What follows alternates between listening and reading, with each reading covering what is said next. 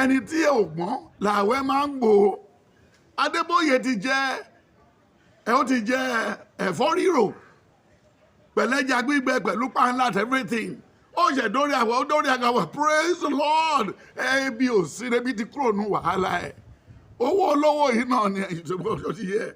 Owó olówó dùn náà. Ọmọ ọlọ́mọ ló máa ní kó dé tòrútòrú. So ewé àtegbò tó bá tètè láyé wọn ò ní lè rí wọn rẹ́ jẹ tó tó yìí. Isaiah 37 verse 21 to 23. Isaiah 43:19. He's telling you about the hearts. Revelation 22:2. Ó ní láàrin òpópó yẹn lọ. Ó ló gbin igi méjìlá síbẹ̀ fún ìmúláradá àwa èèyàn. Téèyàn bá ní jẹ̀díjẹ̀dí, á gbo efirin pẹ̀lú àdíndúdú. Àmú, àdúró. Ọjọ́ kan lẹ́nìkan bímọ mi báyìí. Ọmọ ìjọ ni nọ́ọ̀sì, iná sáré wá gàràgàràgbà. Obìnrin yẹn ẹ̀jẹ̀ ò dá o, ẹ̀jẹ̀ yẹn ń ṣàn ẹ̀jẹ̀ ò ṣe kí ní òkè. Ẹ gba powder tí mo ní sílé yìí o. Tẹ́ bá ti débẹ̀ o, ẹ kàn bú sí ẹ̀jẹ̀ yẹn lórí pad, ẹ kàn bú sí. Wọ́n dẹ̀ ṣe bú sí kọ̀ọ̀kan obìnrin yẹn o, ẹ̀jẹ̀ tó ti jáde lára ẹ̀ náà bú sí. Then ẹ̀jẹ̀ dúró, àláfíà dé. Ṣebí ewé náà ni inú ọgbà yìí náà ni mo gbìn sí. Then ojú tó dọ̀tí tó ń ṣe cataract glaucoma yẹn sìn. Mo léwé kan mẹ́ẹ̀ tó bá ti fún lójú ẹ. Láàárọ̀ ọjọ́ kejì, gbogbo lẹ́tà tó ò lè kà. Wá bẹ̀rẹ̀ sí ká mo lè fi sójú tó gbogbo ojú tẹgbẹ́ yìí sójú yìí ti dọ̀tí jù. Kí gbogbo wa dúró lórí òtítọ́. Ìkan wọ̀nyí ò ní lè. Kò yẹ ká pẹ́ ní chọ́ọ̀chì. Ṣé bá kí pẹ́ lọ́sípítù? Ibi tí ìlera wà, à ń pẹ́ ń bẹ. Tó máa ti stress ẹ̀rọ wọn ní wà ókè. Ẹ má bẹ́ẹ̀ ṣe ó yẹ kó rí chọ́ọ̀chì. Bẹ́ẹ̀ náà ló yẹ kó rí mọ́sálásì. Ní ìsìn bọ́dún ṣe fẹ́ parí ìsìn 48 hours with Christ, 92 hours with Jesus dan, 92 hours with kí làálàá ń ṣe lọ́dọ̀ ẹ̀. Ṣé Jésù rí ìdí tó tó yẹn ni? Kí lẹ fẹ́ sọ nípa 42 hours lọ́dọ̀ lọ́dọ̀? Kò wọ́n lè rí kankan lọ́dọ̀ ẹ̀, wọn ò rí ẹni tó gbé wá gbé ní ká máa bọ̀ ní Redeem. Yàrá wọn ni Jésù wà. Adébóyè àtìyàwó yìí náà làtúrí. Nígbà tá a tún kúrò mẹ́ta tún lọ sọ́dún tá a tún lọ rájí ọba. Oyèdèpọ̀ àtìyàwó yìí náà làtúrí. Bá ṣe ń bọ́ lọ́wọ́ kan láńbọ́ sí kejì, gbogbo àtijẹ́ yìí náà ni Jésù náwó. Jésù ò tẹ̀ anybody kó rẹ̀yàn jẹ́. Tó bá mú efirin scent leaf, tó bá gbó, tó bá fẹ́ lọ ṣe interview of anything, kó grate ọ̀sẹ̀ lux, any white soap, kó kó sínú ẹ̀, kó wá fún mi àgùn díẹ̀ sí, kó filẹ̀ for 3 days pẹ̀lú Psalm 1. Ẹ fáwọn èèyàn nìyẹn o. Anywhere àbítẹ́ bá dé, wọ́n máa gbà tí yín. Bọ̀kẹ́ tó bẹ̀rẹ̀ sí wẹ̀, ẹ máa já scent leaf yẹn fresh one. Ẹ gbé kanú ahó, àdàbọ̀kẹ́ yẹn brew tea, wàá dà sí bucket. Tó bá di 11 lóru, wàá lọ dà sí bucket, wàá bu iyọ̀ sínú ẹ̀ pẹ̀lú ọwọ́ méjèèjì, wàá kàn fi ṣanra kó lọ dùbúlẹ̀. Gbogbo ibi tó bá wẹ̀ lọ, gbogbo tó ti gba ọjà tí ò ta everything ó máa ta. Then even ọ̀bọ̀ tó rí yẹn tó bá gun tó dà sínú omi, kó dà Miss Paris sínú ẹ̀, kó ṣèkì ẹ̀, kò bẹ̀ sí wọn wọnú ṣọ́ọ̀bù ẹ̀. Ọjà tó máa ta dáadé àyà ẹ lẹ́nu náà. Àdúrà ò lè ṣe rẹ́sì, àdúrà ò lè sanwó yàn.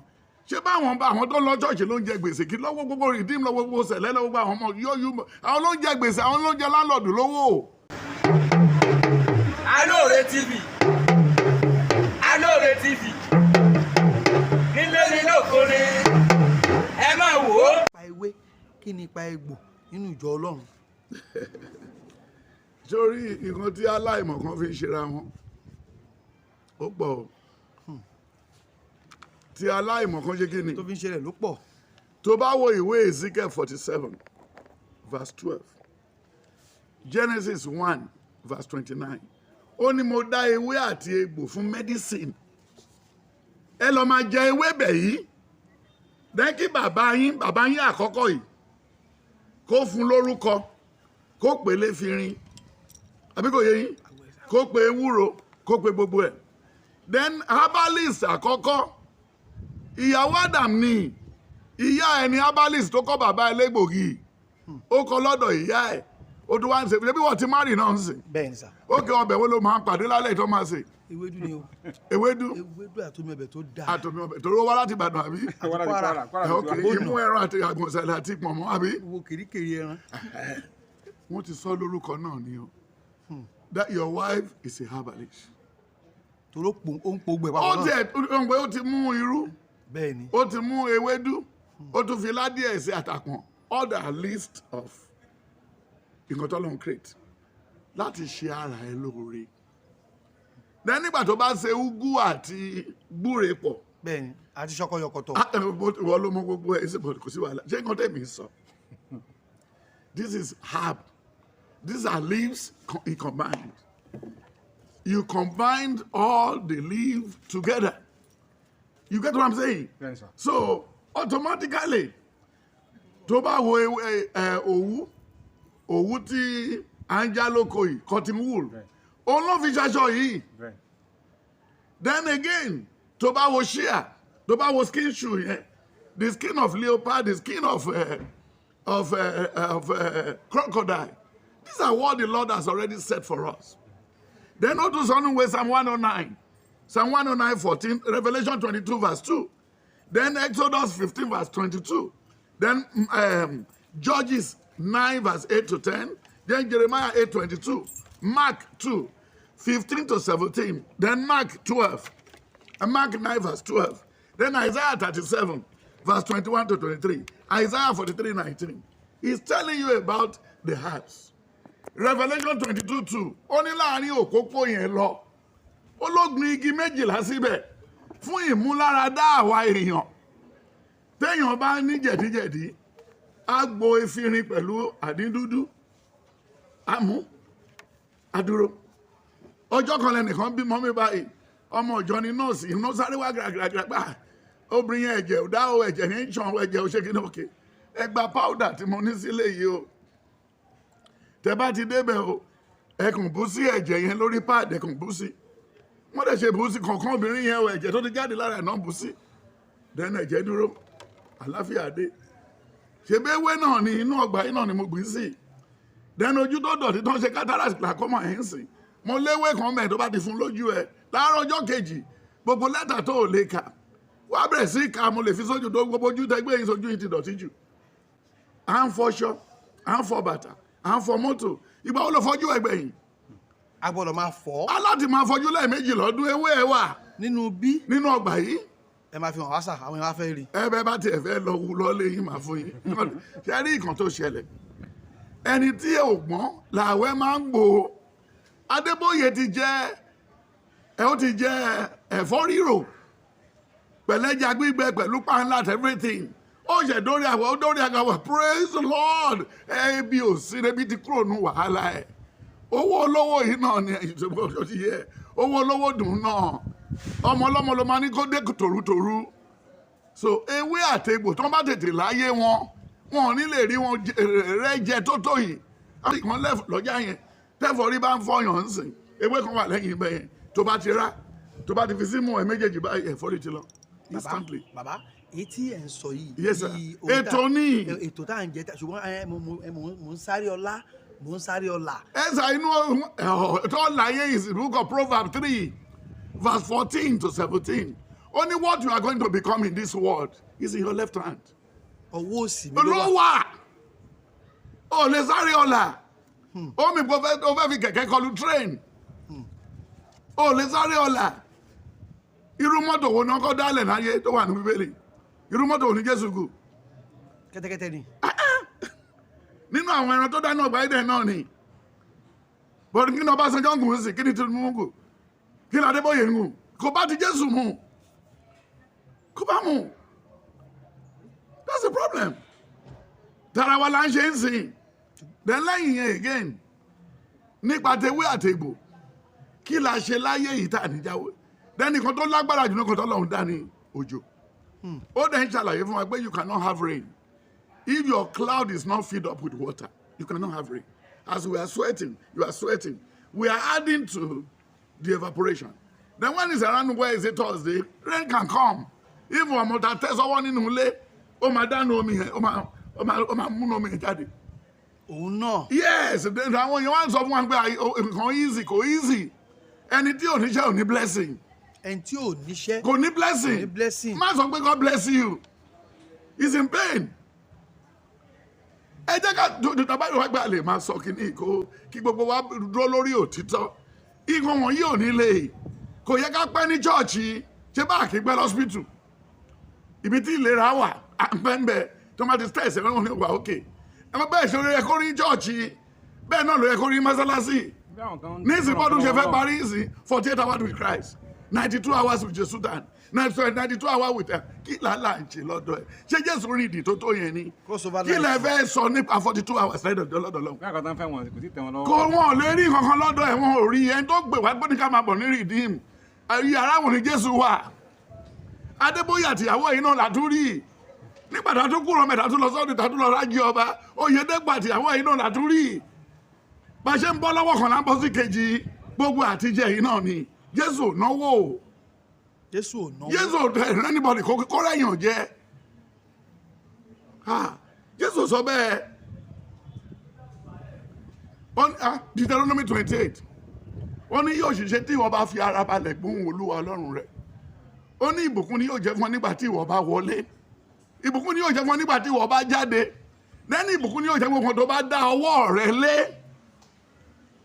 ó sì ń lé wọn máa rántí ẹ̀ fún nǹkan rere postmaster àgbé wa lẹ́ni miracle tá a dẹ̀ ń sọ yìí náà kò sí miracle ní redeem kò sí miracle ń ṣẹlẹ̀ kò sí miracle ní Deeper Life kò sí lọ́dọ̀ Oyèdèpọ̀ kò sí ní Deeper Life kò sí lọ́dọ̀ Christ Embassy irọ́ kò sí ń bẹ̀ àwa káàkiri àrí ń bẹ̀ ibi tó wà nú oko bẹ́ẹ̀ nígbà tó gbin ọ̀gẹ̀dẹ̀ kan tó dẹ̀ máa hù jáde ó dẹ̀ sọ ọmọ méjèèjì tó dẹ̀ sọ 50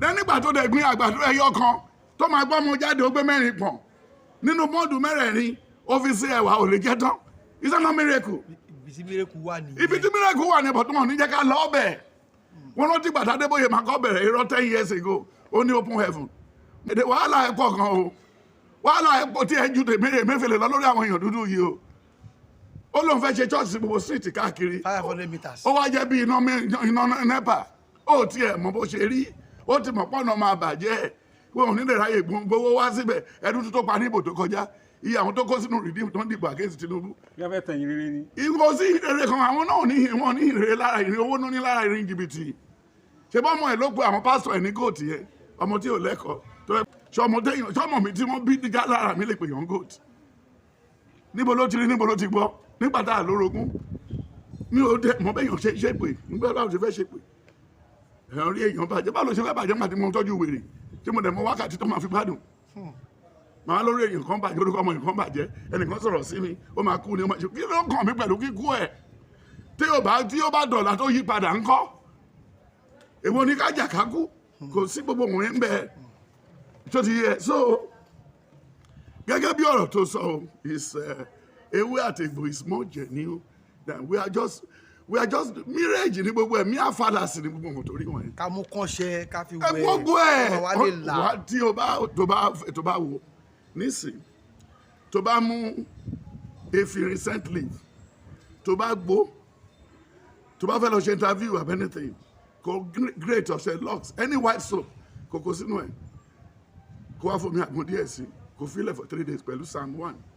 ẹ fáwọn èèyàn nìyẹn o. anywhere àbí tẹ bá dé wọn máa gbà tí yín bọ̀kẹ́ tó bẹ̀rẹ̀ sí wẹ̀ ẹ máa já scent leaf yẹn fresh one ẹ gbé kaná ahó adàbọ̀kẹ́ yẹn brew tea wàá dà sí bucket tó bá di 11 lóru wàá lọ dà sí bucket wàá bu iyọ̀ sínú ẹ̀ pẹ̀lú ọwọ́ méjèèjì wàá kàn fi ṣanra kò lọ dùbúlẹ̀ gbogbo ibi tó bá wẹ̀ lọ gbogbo tí wọ́n ti gba ọjà tí ò ta everything wọ́n máa ta then even ọ̀bọ̀ tó rí yẹn tó bá gun tó dà sínú omi kó dà Miss Paris sínú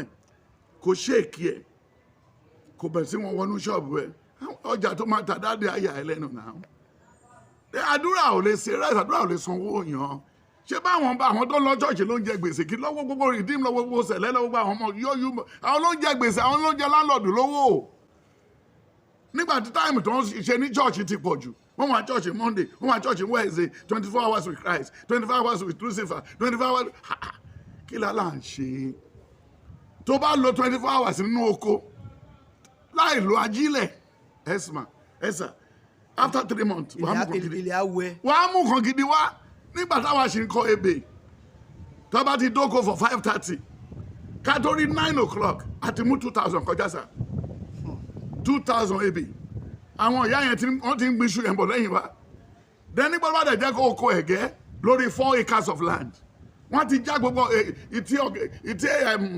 ẹ̀gẹ́ yẹn lẹ̀ káàkiri bá ṣe máa mí ìsara wọn ewé ẹ̀gẹ́ torí yẹn ewé ẹ̀gẹ́ pupa yẹn kò sí àìsàn tí ò kí ọ ewé ẹ̀gẹ́ pupa yẹn kò sí àìsàn tí ò kí ọ tó bá gbó pẹ̀lú omi àgbọn pẹ̀lú ewé tó ń fi ṣe ewé kan wà tó ń pè ní sandpaper ewé ìpín ẹ̀sà ewé ìpín àti láà funfun tó bá gbó méjèèjì pọ̀ tó fi omi ọsàn rẹ gbogbo diabetes ti lọ́lẹ̀ sá. bàbá ìmọ̀ yìí níbo lẹ fi ṣeré lè kún.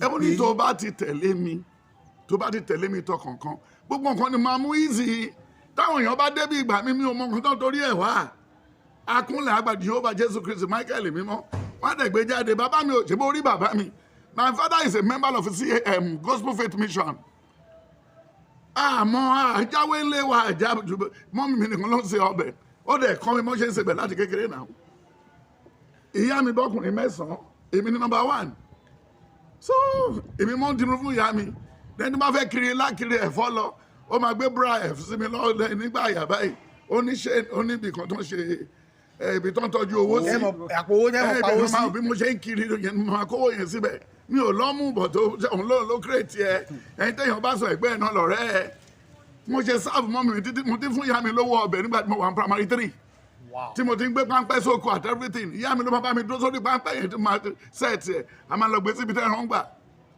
táìmù yẹn ẹran pápá àwọn ẹran ṣìgọ̀ nísà ẹran ti lajú kó tó lè rí ìgbìmú sí o láti kasam so that's it. bàbá ibi ọ̀dọ̀ ìyá tẹ ìyá sí i. Yeah.